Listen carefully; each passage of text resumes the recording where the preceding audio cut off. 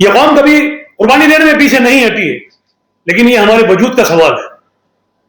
ये सिर्फ एक मस्जिद का सवाल नहीं है, ये मुस्लिम कौम के वजूद का सवाल है कि आप अगर हमें शलवार कमीज पहनने पे एतराज करें, आप हमारे टोपी पहनने पे एतराज करें, आप बॉम्बे की मस्जिद के सामने योगा करने पे तो आपको खुशी है, उस दिन रोड जाम हो रहा है तो आपको एतराज नहीं है, लेकिन अगर 10 मिनट की नमाज पढ़ लें तो सब एतराज है।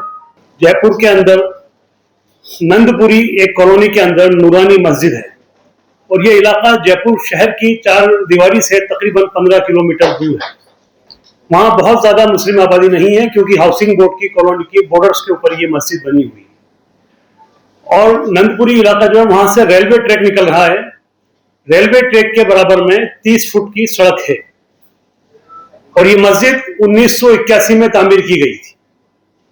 उस वक्त 30 फुट की ही सड़क थी, कोई मास्टर प्लान वहां पर नहीं था। उसके बाद में वो मस्जिद आहिस्ता आहिस्ता तामीर होती रही और आज की तारीख में जिस दिन वो डेमोलिश की गई उस दिन वो 3 मंजिला मस्जिद थी। उसमें तकरीबन, क्योंकि उस पूरे इलाके के अंदर, पूरे हाउसिंग बोर्ड के इलाके में अगर आप रेडियस देखें तो 7-8 किलोमीटर का इलाका ऐसा है जिसमें वो अकेली एक मस्जिद थी। तो राहगीर भी, आसपास से गुजरने वाले भी, वहां आसपास के जगतपुरा के रेलवे स्टेशन के लोग भी, सभी लोग नमाज अदा करने वहां आते थे। इस मस्जिद को डेवलपमेंट के नाम के ऊपर साहब इसकी हम सड़क को 80 फुट चौड़ा करेंगे। 80 फुट सड़क चौड़ी करने के ऊपर भी उसका मैक्सिमम 20 फुट एरिया उसके अंदर जा रहा था। मास्टर प्लान 2011 में आता है, मस्जिद 1981 से तामीर है, लगातार उसके ऊपर नमाज होती है। तो 80 फुट सड़क चौड़ी करने के नाम के ऊपर उन्होंने किसी भी शख्स को कोई नोटिस नहीं दिया। जमीन वो पूरी वक्फ प्रॉपर्टी वक्फ बोर्ड के अंदर दर्ज है और 2003 के सर्वे फार्म में गवर्नमेंट ने खुद ने उसको दर्ज किया है एज ए मस्जिद। उम्मीद पोर्टल के ऊपर वो चढ़ाई जा चुकी है, वहां भी उसका रिकॉर्ड मौजूद है। उसके बावजूद भी किसी भी मस्जिद कमेटी के किसी भी शख्स को कोई नोटिस नहीं दिया गया, बल्कि उनसे ये कहा गया, उन्हें ये भरोसा दिलाया गया कि हम सिर्फ 10 फुट लेंगे। शुरू में कहा कि 10 फुट लेंगे, फिर कहा कि हम 15 फुट लेंगे, मैक्सिमम 20 फुट लेंगे। और वो कम पढ़े लिखे लोग, भोले भाले लोग इस उम्मीद में, इस भरोसे में कि हाँ ये जो कुछ कह रहे हैं वो हो सकता है कि मस्जिद हमारी बच जाए, और वो इसको सिलसिले को आगे लगातार करते रहे। फ्राइडे की शाम को मगरिब की नमाज के बाद 7:30 बजे नोटिस लेके एक तामीर कुनिंदा वहां पहुंचता है। हम लोग वहीं बैठे हुए थे क्योंकि फ्राइडे की शाम को जब पूरे शहर का नेट बंद कर दिया गया और पुलिस का जाब्ता शहर में बढ़ने लगा तो शहर के अंदर ये खबर आई कि कुछ गड़बड़ है और ये किस लिए किया जा रहा है।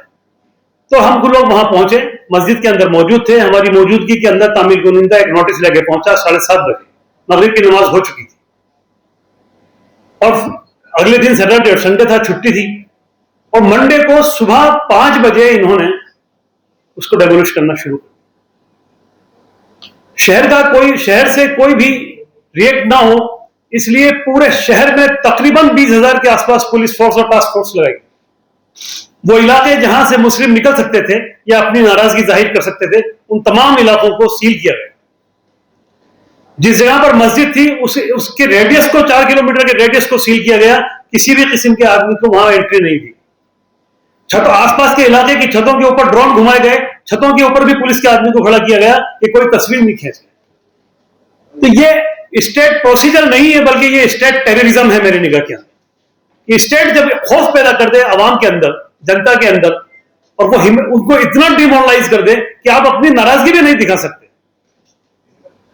जबकि इस सिलसिले के अंदर एक मुकदमा वक्फ ट्रिब्यूनल के अंदर पेश किया जा चुका था और वहां से नोटिस जारी हो गए थे।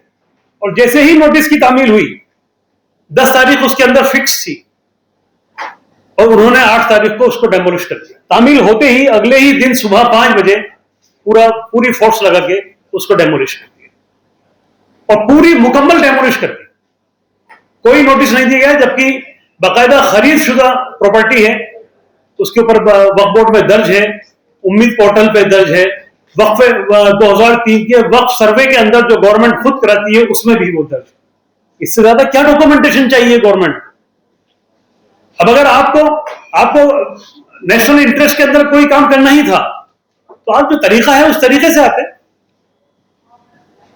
आप कंपनसेशन की बात करते, आप लोगों से सेट की बात, आप मतलब पूरा इंतजाम इस बात का किया कि कोई आदमी लीगल प्रोसीजर एडॉप्ट नहीं करते।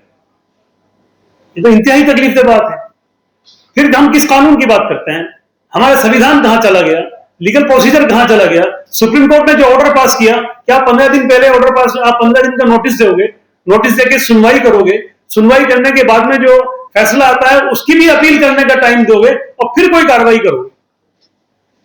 और इसी ऑर्डर को, इस ऑर्डर को दिखाकर हम विजयनगर के अंदर भी अभी कुछ दिनों पहले, 2 साल पहले राजस्थान के विजयनगर के अंदर एक कम्युनल इशू बना और उसके ऊपर इन्होंने 5 मस्जिदों को और 4 मकानों को और कब्रिस्तान को नोटिस दिया। तो हमने गवई साहब के इस ऑर्डर को दिखा के हाईकोर्ट में 5 रिटें लगाई, वहां से हमने स्टे करा लिया था। तो गवर्नमेंट जानती थी इस बात को कि अगर लीगल प्रोसीजर में एडॉप्ट किया गया या लीगल प्रोसीजर एडॉप्ट करने का मौका दिया गया तो स्टे हो जाएगा। तो कोई मतलब ये क्या, मतलब आप क्या तरीका है कि आप नोटिस पे डेट डालते हैं 11 तारीख की, उसकी सर्विस कराते हैं 16 तारीख को और डेमोलिश कर देते हैं 18 तारीख। तो ये तो well pre planned organise system है पूरा का पूरा। अभी बाड़मेर के बारे में आगे मेरे साथी बताएंगे, मैं उसका थोड़ा सा हिंट टच करता हूं आपको कि बाड़मेर में आपने कहा कि बीएसएफ की सिक्योरिटी पोर्टल को पानी देंगे, तो वहां पर आप टारगेट क्यों कर रहे हैं? सिर्फ एक ही कम्युनिटी के लोगों को क्यों कर रहे हैं? और भी गांव हैं, और भी लोग हैं, और भी मजहब की इबादत गाह हैं, आप किसी को टच नहीं कर रहे हैं। तो ये तो बहुत सोच समझ के, प्लान करके, ऑर्गेनाइज तरीके से पर्टिकुलरली मुस्लिम्स के खिलाफ किया जाने वाला एक काम है। और ये सिर्फ वो काम ही नहीं कर रहे हैं बल्कि पूरी, आप कहिए कि पूरी कम्युनिटी को डिमोरलाइज करने की कोशिश की जा रही है। तो हम तमाम साथियों से, स्पेशली मीडिया से हम उम्मीद करते हैं कि मीडिया देश का फोर्थ पिलर है। और मीडिया मेरी निगाह में तो मीडिया का, आप कहिए कि मीडिया की शुरुआत भी इसीलिए हुई थी कि जो कुछ सरकार जुल्म कर रही है वो सबके सामने आना चाहिए। जो पब्लिक के लिए जो सरकारी फैसिलिटीज हैं वो पब्लिक के सामने आनी चाहिए। तो हम आप सब साहिबान से उम्मीद करते हैं कि इन चीजों को लेके आए कि मुल्क ऐसे नहीं चला करते, मुल्क तो सबका है, सबने कुर्बानियां दी हैं और कुर्बानियां देने पे आजमाइए ना। अगर कोई शक है तो इस कौम को कुर्बानियां देने पे दोबारा आजमाइए, खोलिए बीएसएफ के बॉर्डर, चेक करिए, आइए देखा कितने लोग आते हैं, कौन पीछे हटता है। आज भी सबसे ज्यादा नाम हमारे ही लिखे हुए हैं इंडिया गेट के ऊपर, और फिर आप मौका देंगे तो फिर इससे ज्यादा लिखे जाएंगे इंशाअल्लाह ताला। ये कौम कभी कुर्बानी देने में पीछे नहीं हटी है, लेकिन ये हमारे वजूद का सवाल है। ये सिर्फ एक मस्जिद का सवाल नहीं है, ये मुस्लिम कौम के वजूद का सवाल है कि आप अगर हमें शलवार कमीज पहनने पे एतराज करें, आप हमारे टोपी पहनने पे एतराज करें, आप बॉम्बे की मस्जिद के सामने योगा करने पे तो आपको खुशी है, उस दिन रोड जाम हो रहा है तो आपको एतराज नहीं है, लेकिन अगर 10 मिनट की नमाज पढ़ लें तो सब एतराज है। ये क्या जहन है? इस तरह तो मतलब मुल्क में नहीं चला करते। ये सब चीजें तो कुछ दिनों में होती है ना, खत्म हो जाती हैं। हम सदियों से रहते आए, हजारों साल से इस मुल्क में रहते आए। इस कौम में कोई, इस मुल्क में कोई कौम खत्म नहीं हुई है और हम उम्मीद करते हैं कि इन चीजों से इंशाल्लाह कोई कौम खत्म भी नहीं होगी, हम डिमोरलाइज भी नहीं होंगे, आप यकीन से कह सकते हैं।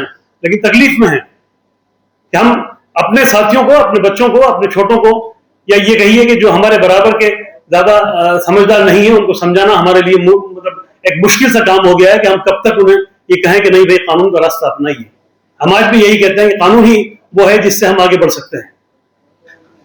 मैं तो यहां तक कहता हूं कि ये तमाम चीजें जो हैं वो एक तरह से प्रवोक करने के लिए कोशिशें की जा रही हैं आपको। वो चाहते हैं कि आप इनके जाल में ट्रैप हो जाएं और सड़कों पर उतर जाएं।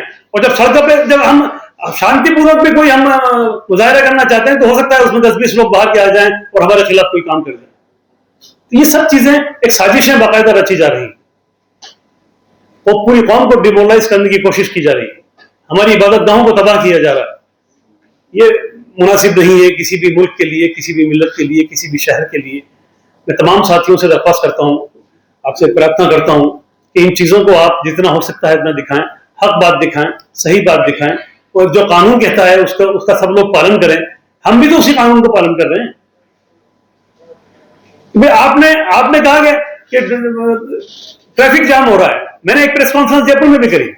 आपने कहा कि शहर से 20 किलोमीटर दूर ट्रैफिक जाम हो रहा है, इसलिए हम सड़क चौड़ी कर रहे हैं। लेकिन जयपुर शहर की चार दीवारी के अंदर बड़ी चौपड़ से चांदपोल के बीच में 3 मंदिर हैं, उनके बारे में ये ख्याल क्यों नहीं आया आपको? वो बिल्कुल सेंटर में है, उस तीनों मंदिरों में हमें उससे भी एतराज नहीं है। पुराने हैं, आस्था है, आप इंतजाम कर लीजिए, कोई मकान ले लीजिए, पर यह तरीका तो बिल्कुल गलत है जो आप हमारे साथ में अपना। हमारी बात को आगे तक पहुंचाएं, और हम जब दिल्ली में बैठे हुए तमाम वकूल हजरात से दरख्वास्त करते हैं कि ये बहुत सारी चीजें आएंगी, क्योंकि राजस्थान में बाड़मेर में इन्होंने तकरीबन 300 मस्जिदों को नोटिस दिया। 50 किलोमीटर की चौड़ाई में, बॉर्डर से 50 किलोमीटर की चौड़ाई में ये नोटिस दे रहे हैं। और ये बॉर्डर्स जो है वो खाजूवाला है, चौटन है, सांचौर है, अनूपगढ़ है, गंगानगर है, ये पूरी बेल्ट है जो राजस्थान की बॉर्डर से लगती हुई है। ये 900 किलोमीटर लंबी बेल्ट है। इस 900 किलोमीटर लंबी बेल्ट की 50 किलोमीटर चौड़ाई अगर आप खाली कराना चाहते हैं तो कम से कम डिस्कमिशन तो मत कीजिए, इसमें तो ईमानदार रहिए, या वहां भी छाटेंगे। और जब आप छाटते हैं स्पेसिफिक, तो फिर आप ये मैसेज देते हैं कि मुसलमान इस मुल्क के लिए ठीक नहीं है, उससे हमें सख्त एतराज है। अगर इंटरनेशनल इंटरेस्ट की ही बात है तो उससे उस 15 किलोमीटर और 50 किलोमीटर की चौड़ाई के अंदर जितनी भी चीजें हैं आप तमाम साफ कीजिए। लेकिन आप क्या इशारा कर रहे हैं? सिर्फ मस्जिदों को डेमोलिश करके क्या इशारा कर रहे हैं कि मुसलमानों से देश को खतरा है? तारीख देखिए जनाब, इस मुल्क को मुसलमानों से कभी खतरा नहीं रहा और ना रहेगा इंशाअल्लाह।